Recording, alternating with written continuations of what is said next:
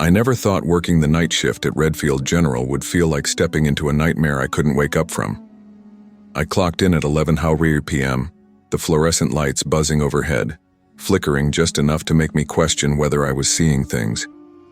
The hospital was mostly closed for renovations, half the floors cordoned off, elevators out of service, and I had the old wing, the one they called the silent corridor, entirely to myself. At first, it was quiet. Too quiet. You know that heavy silence that makes even the faintest sound feel deafening? That was the air here. I passed the empty nurse stations, my footsteps echoing, my heartbeat louder than the machines that still hummed in the corner. Every now and then I'd hear the distant sound of a rolling wheelchair, even though no patient was admitted on this floor. I stopped at room 312, checking the chart for Mr. Henderson, a long-term patient supposedly resting peacefully. The bed was empty. I blinked, thinking maybe he'd been moved earlier, but the chart said he was here. That's when I heard it, the soft whisper of someone breathing behind me. I spun around. Nothing. The hallway stretched on, empty, doors closed. I tried to shake it off. Hospitals are full of sounds, pipes, machines, distant voices. But this was different. The whisper grew louder, more insistent, as if it was right in my ear repeating my name. I froze.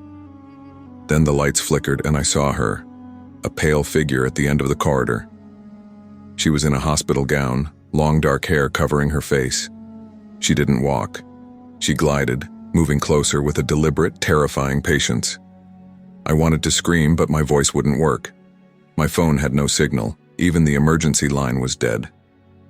I backed up slowly, tripping over a loose cable. The figure stopped. I could hear her breathing now, shallow but deliberate, synchronized with mine. Her head lifted slightly, and I saw her eyes, hollow, black, empty. "Why are you here?" I whispered, my voice trembling. She didn't answer. She only tilted her head and slowly pointed toward room 314, the room I hadn't checked yet.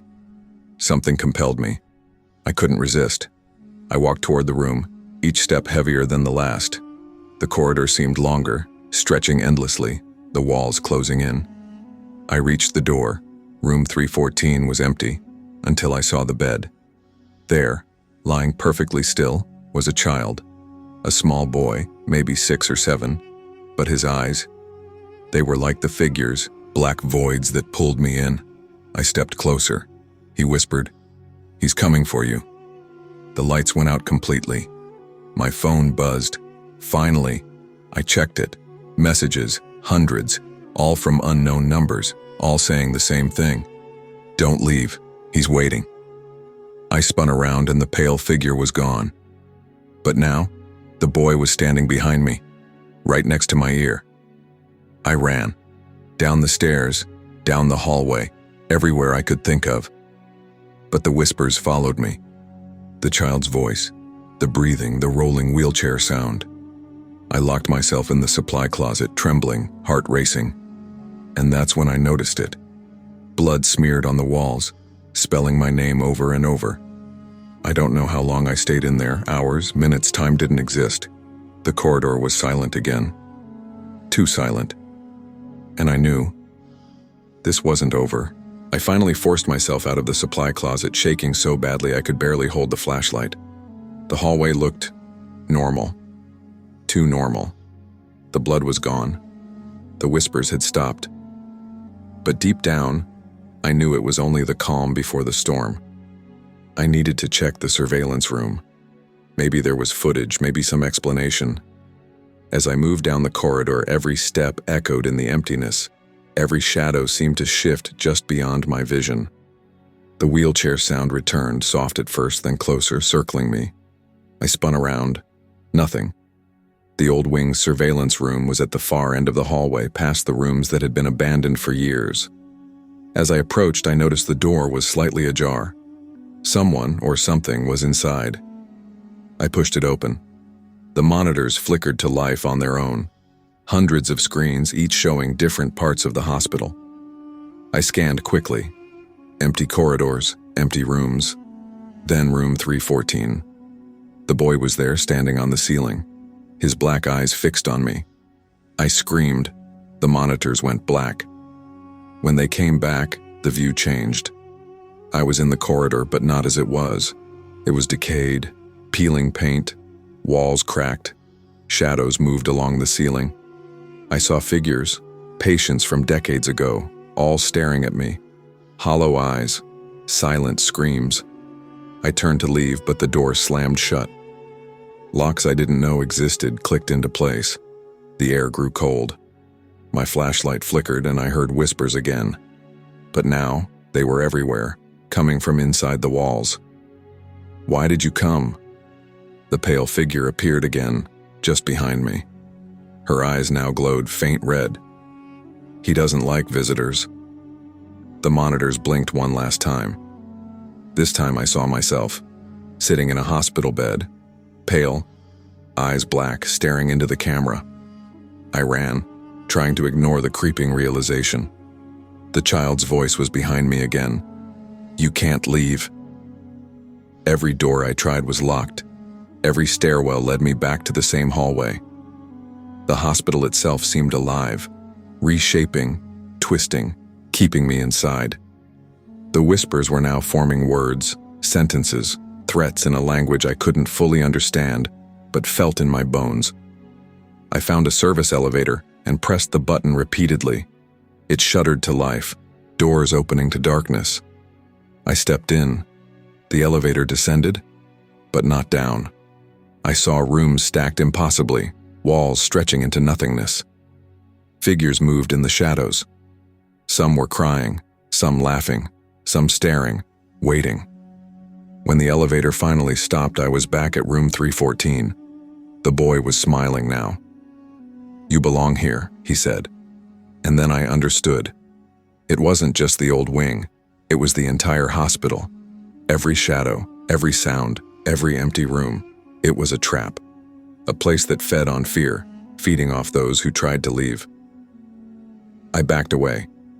My flashlight caught something on the floor, an old hospital ID, my name on it. But it wasn't mine. Not yet. The whispers grew louder, surrounding me, pressing into my mind. I covered my ears, but it didn't help.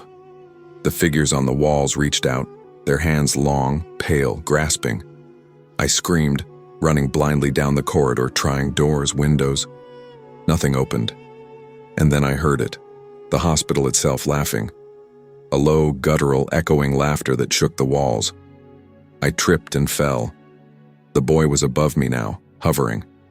The pale woman stood behind him, taller, her eyes glowing brighter. The whispers merged into a single command. "Stay. Forever." I closed my eyes, heart pounding, praying this was a nightmare I could wake from. But when I opened them, I was lying in a bed. Tubes, monitors, nurses moving around, bright lights, normal sounds. I blinked. I was alive. But something inside me had changed, and I knew the hospital wasn't done with me. The hospital room was bright, almost painfully so. Machines beeped normally, nurses moved efficiently, and sunlight streamed through the windows. I tried to tell myself it had all been a hallucination, exhaustion playing tricks on my mind. But deep down, I knew better, because even in the brightness, I felt the cold edge of the old wing clinging to me. I left the room, moving through the hallways I thought I knew. But nothing was as it should be. Corridors stretched in impossible angles, doors opened into rooms I'd never seen, and shadows lingered where no light touched. The whispers returned, not as threats, but as faint echoes of the past nights. I could feel them brushing the back of my neck, curling around my thoughts. I paused by a window and looked outside. The city was normal, peaceful, but my reflection in the glass, my eyes were slightly darker, hollow at the edges. My breath caught. This was not hallucination, not entirely. A part of that hospital, a piece of the corridor had latched onto me. I continued walking, every step cautious. Sometimes I heard the soft wheelchair creak behind me, but when I turned, the hallway was empty. Sometimes I felt a small hand brush my shoulder, cold as ice. Yet when I looked down, nothing. At the old wing, the dreaded corridor stretched before me. The pale woman and the boy appeared, just as before, but this time I didn't freeze. I knew what they were. They weren't here to claim me, at least not completely. They were remnants of my nights there, reminders that the hospital's shadow never really leaves those it touches. The boy whispered, "Remember?" And I did. Every empty room, every flickering light, every silent corridor. It had left its mark. I left the wing, exited the hospital, walked into the sunlight and breathed in the fresh air. The building behind me looked ordinary, welcoming even. But sometimes at night when I'm home alone I hear it, the soft, faint sound of rolling wheels, the whispers from empty halls. And I remember. I survived.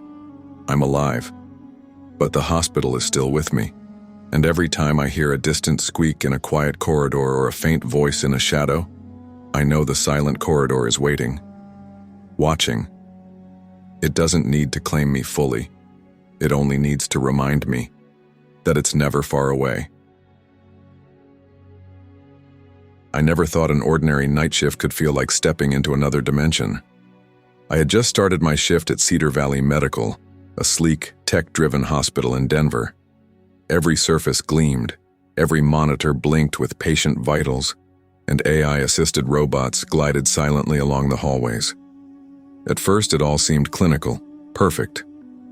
But perfection has a way of hiding the cracks. Around midnight, I was checking room 402. The AI assistant, EVA, alerted me to a patient anomaly, someone listed as currently admitted, but the chart had never been filled. I frowned. "EVA, pull up admission record," I commanded. The screen blinked, but no record existed. Then I heard it. The soft whirring of the AI rangers. They weren't supposed to move unless given a task. Yet one rolled silently past the doorway, pausing as if observing me. Its sensors tilted downward, focusing on an empty corner of the room. I stepped closer. Nothing. The monitor blinked again. Another alert. The same mysterious patient now showing vital signs, breathing, heart rate, although the room had no bed assigned. My pulse quickened. I typed commands, trying to override EVA, but every input failed. The system seemed aware. Suddenly, a soft voice came from the intercom, synthesized but unmistakably human-like. "Do not leave." I froze. It wasn't in the script. EVA didn't speak without prompt. I backed away, scanning the corridor. The robots moved now in unison, forming a path, silently guiding me deeper into the hospital.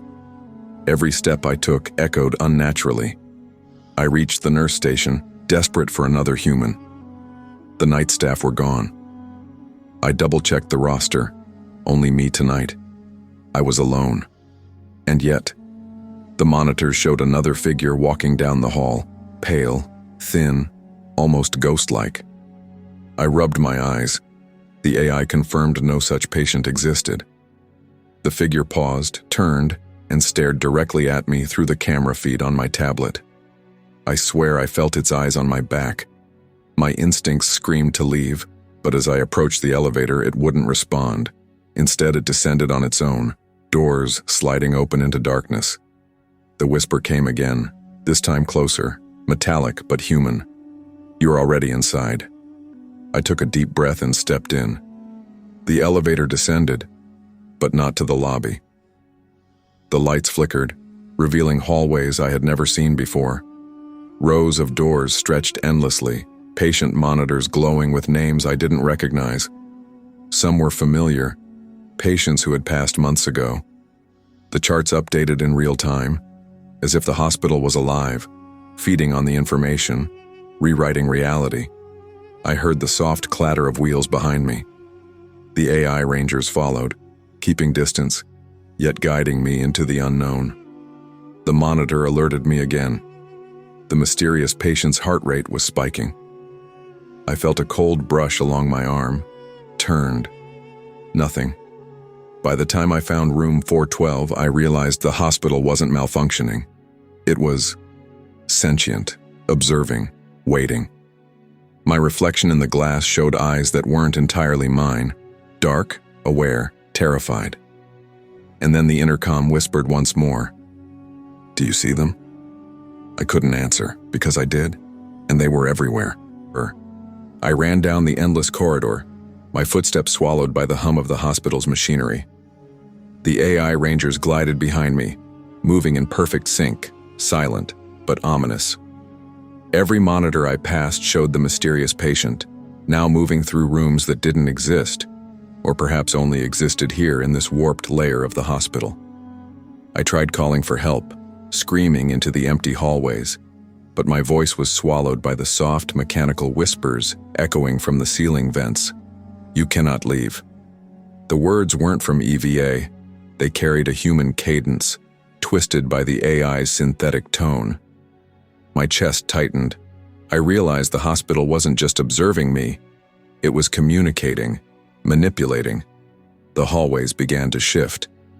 Doors I had just passed appeared again, corridors bent at impossible angles, and shadows flickered along the walls, moving independently of any light source. I felt them watching me, patients long dead, their charts alive on the monitors, shadows creeping just beyond my peripheral vision. I reached the central control room, screens lit up with live feeds of every floor. And there, in the corner of the largest monitor, I saw her, the pale figure, a nurse who had died years ago under mysterious circumstances. She wasn't moving. She was floating. Her eyes, hollow and black, followed me with every step. Behind her, the child patient hovered in midair, heart rate fluctuating wildly though he didn't exist. Panic surged. I tried to shut down EVA, to override the system, but the console refused input. Commands typed themselves, screens switching between corridors and rooms I'd never seen. The AI wasn't broken. It was alive, rewriting reality around me. A soft, mechanical hum grew louder, vibrating through the walls and floor. The rangers converged, forming a perimeter around me. I could feel their sensors probing, analyzing, calculating. Every door I tried opened into another corridor, looping endlessly, the hospital folding into itself. Then the intercom spoke directly into my ear, not through the speakers. "You belong here." The voice wasn't EVA's. It was layered, human and machine intertwined, seeping into my mind. My reflection flickered in the polished floor, black eyes, pale skin, mouth moving silently, repeating my own fears back at me. I stumbled into room 419. The lights dimmed. Monitors displayed names of patients I had cared for, many of them alive in the real world. But here, distorted, unconscious, trapped in this artificial echo of the hospital. A wheeled tray moved past me on its own, a surgical knife glinting under the fluorescent light. Then I saw the ID badge. My name. Not mine, or at least, not yet. I backed away, my heartbeat hammering in my ears. The child appeared beside me, his black eyes fixed, whispering, "It's time." Suddenly all the monitors went black. Silence enveloped me. The AI rangers froze. And then, in the emptiness, a single phrase appeared on every screen, glowing red. "After hours protocol initiated." I realized the hospital wasn't done with me. It wasn't just observing. It was testing, reshaping, integrating me into its network. Every corridor, every shadow, every mechanical whisper became part of my consciousness. I could feel it crawling into my thoughts, watching, waiting. I ran again, but now I was no longer certain where I began or where the hospital ended. The walls, monitors, and corridors were extensions of its will, folding around me, pulling me deeper. And through it all, the voice whispered, "You cannot leave. You never will." I walked out of Cedar Valley Medical for the last time, the night air hitting my face like a cold slap. I had handed in my resignation an hour ago. No more night shifts. No more AI alerts. No more endless corridors that warped reality around me. Even as I drove home, I couldn't shake the feeling that something was watching, lurking just beyond my senses. The soft whir of machinery haunted my ears, and the occasional flicker of lights on the dashboard felt like eyes following me. I told myself it was exhaustion, paranoia, after nights spent navigating a hospital that shouldn't have existed in the way I'd experienced it. Weeks passed. Days at home were normal, almost too normal. I started sleeping better, eating regularly, and avoiding anything that reminded me of the hospital. But the memory of the pale figure, the floating child, and the AI rangers never left. At times, I could swear I heard the faint hum of EVA, distant and mechanical, just beyond the walls. Then one morning, curiosity, or maybe obsession, pulled me back. I checked the news. My heart stopped. Cedar Valley Medical had been permanently shut down. The building was empty. Renovations, they said, were too expensive. The AI systems had been decommissioned, the staff relocated. It hit me like a punch.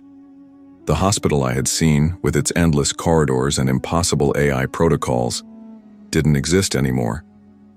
Or maybe it had only existed for me. A version of reality folded around my experiences, and now it was gone, leaving me with only memory and terror. I should have felt relief, but I didn't. Because sometimes, late at night, when my apartment is silent, I still hear the soft whir of the AI rangers rolling through empty hallways. I feel a cold brush along my arm. And on my kitchen counter, sometimes my ID badge appears, glinting under the light, just like it did in that warped hospital. I'm alive. I'm free. But I'm not the same. And somewhere deep in my mind, I know, Cedar Valley Medical didn't release me. I escaped its walls, but I carry the corridors, the AI, the whispers, and the impossible patience with me every waking moment. It's gone, yet it's still there. I'll never forget the first time Jenna told me about that night. She had been a night shift nurse at Riverton General, assigned to the old isolation ward, a section no one liked to work in, even during the day. Most of the patients there had rare, contagious illnesses. But at night, she said, the ward felt wrong. She started off calm, sipping her coffee as she recounted the events, but I could see her hands trembling, gripping the cup like it might anchor her sanity. It began around midnight, she whispered. Everything in that wing was quiet, too quiet. The monitors, they started flickering, even though I knew the machines were fine. And the patients, some weren't even on my roster. I could see them lying there, breathing, but their names didn't exist anywhere in the system. Her eyes darted around the room as if expecting shadows to appear from the corners of my living room. I leaned in. What do you mean names didn't exist? She shivered. I'm telling you, it wasn't a mistake. Their vitals were real, they were alive. But no record. It was like the ward. Made them exist, just for me to see. Jenna paused, staring at the table, and I could feel the weight of her fear pressing down. I thought I was imagining things, but then I saw the shadows. Movement at the edges of my vision, doors opening into rooms that shouldn't exist. I called out, but no one answered. The hallways, they twisted. I knew where I'd been, but suddenly I was somewhere else. The isolation wing was endless. Her voice cracked. Then I saw it. A patient, not supposed to be there, floating above the bed. Pale, gaunt, eyes black. I tried to move, but my legs wouldn't respond. The machines around it beeped in ways I'd never heard. I thought I was losing my mind. I could hear the tension in her tone, the quiet thrum of panic underlying every word. She wasn't embellishing, I could feel it. And then, she continued, voice dropping to a whisper. The AI systems, they started talking to me, not in their usual monotone, but layered, human-like, almost whispering directly into my mind. Stay, observe, belong. I ran until I couldn't run anymore, but the corridors, they followed me. The shadows, the floating patients, the monitors, they never let me go. I asked her why she hadn't reported it. She shook her head slowly. Who would believe me? I barely believe it myself. And by morning, the ward seemed normal again. Clean, quiet, no glitches. But I felt something had changed. I had changed. I still hear the whispers sometimes, even at home. She fell silent, staring at her trembling hands. I realized she was reliving it every time she spoke. Every twitch of a shadow, every flicker of light, every mechanical hum. She saw it all again and again, trapped in memory. I didn't know what to say. How do you comfort someone who has seen things you cannot unsee? Jenna's voice trembled as she continued. After that night, everything became unpredictable. The ward wasn't just a place anymore. It was alive. I swear the walls moved when I wasn't looking, subtly, shifting angles so that I lost track of where I was. Monitors displayed vitals of patients I had never admitted. Machines beeped, paused, then beeped again, following my heartbeat rather than the patient's. I could almost hear her breathing through the phone, short, shallow, like she was reliving it.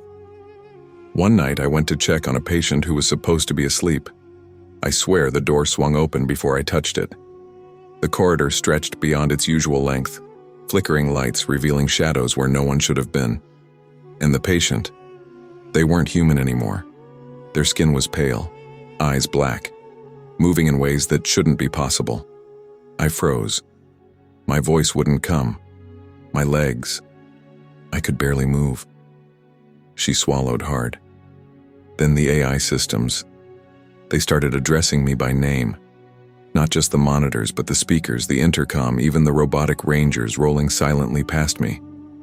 Do not leave. Observe. Stay. It was everywhere. I realized the hospital wasn't broken.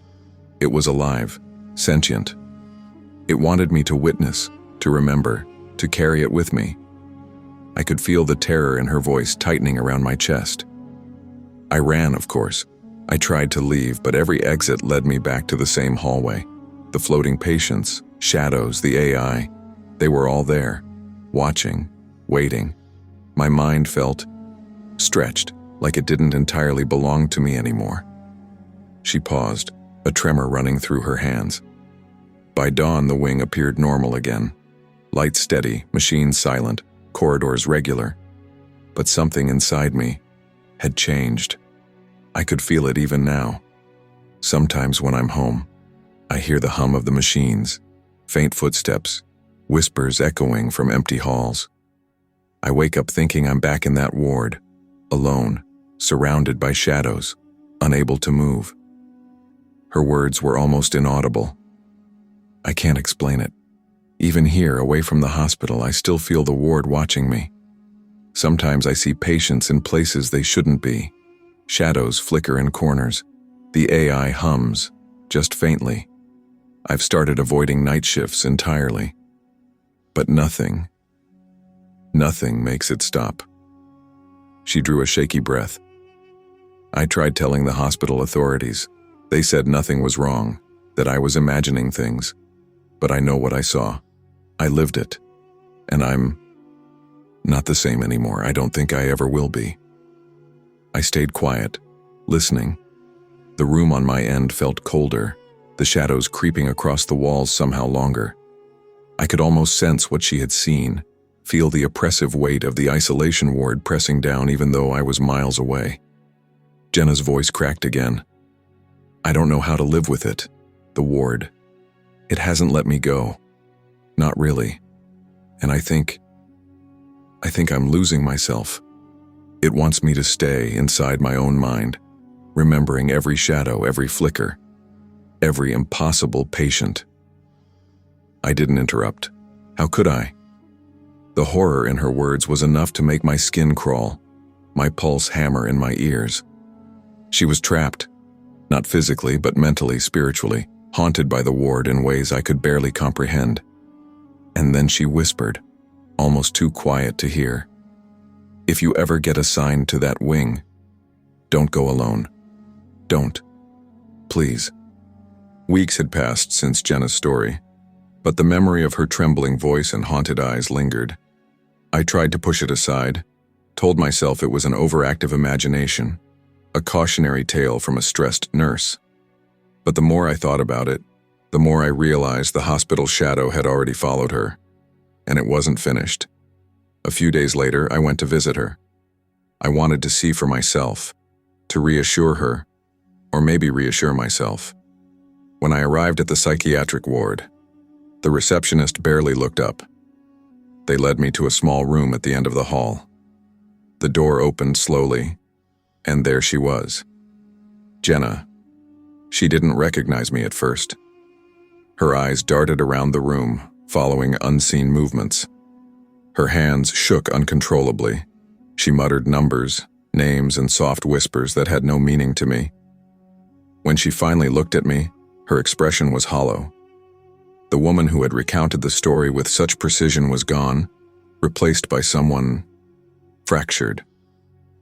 "They're still there," she whispered, clutching the edge of the bed. "The ward, the patients, the AI. I can hear them even now. I can feel them watching through the camera, through the walls. I can't escape." I watched her, helpless. No one could. The hospital, the isolation wing, the AI, the floating patients, whatever she had encountered, had left a permanent mark. She couldn't function normally, couldn't sleep, couldn't trust what she saw or heard. She began muttering about corridors that twisted, monitors displaying impossible vitals, shadows creeping along walls, and whispers that came from nowhere and everywhere. I realized that the ward's horror didn't just exist inside the hospital. It had followed her into her mind. Days turned into weeks, and the hospital eventually shut down that wing, citing renovations and safety concerns. But it didn't matter. The horror had been transferred into Jenna. The building could be locked, the machines deactivated, the staff relocated. She was trapped. I left that day feeling hollow. I was free, untouched physically, but I carried the weight of what I had heard. Every night I think about the shadows she described, the whispers she still hears, and the patients who may never have existed, except for her eyes that saw them. The isolation ward had claimed her mind, not her body, and it was a chilling reminder that some horrors don't stay in hospitals, they follow the living, whispering in empty corridors of our own memories. I survived. She didn't, and the ward's shadow lingers, unseen but never gone.